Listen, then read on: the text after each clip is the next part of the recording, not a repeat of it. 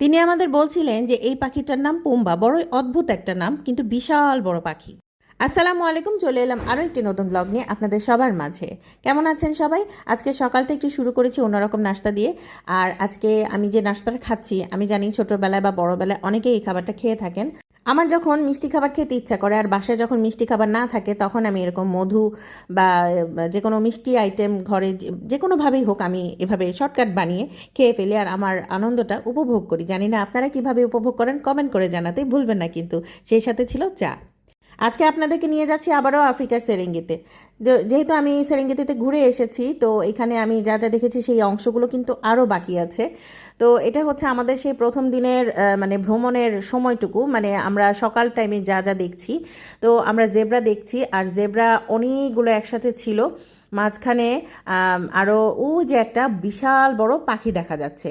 তো আমাদের যিনি গাড়ি চালক ভাই ছিলেন, উনি বলছেন যে দেখো পাখিটার নাম হচ্ছে পুম্বা। আমি যখন জিজ্ঞেস করেছি, পাখিটার নাম হচ্ছে পুম্বা, বড় অদ্ভুত নাম, এবং এরা কি সুন্দর করে হাঁটছে, এবং একা হাঁটছে না, সাথে কিন্তু আরও সঙ্গী নিয়ে হাঁটছে, এবং জেব্রাদের মাঝখানেই ওরা হাঁটছে। কেন জানি ওরা জেব্রা খুব পছন্দ করে আসলে।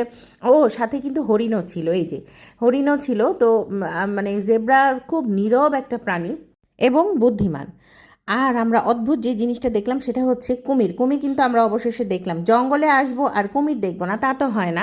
আমরা চারপাশে যখন পানি দেখছি হঠাৎ হঠাৎ করে, তো তখন আমরা কুমিরও দেখছিলাম, মানে খুঁজছিলাম, তো হঠাৎ করে পেয়ে গেলাম কুমিরের সন্ধান।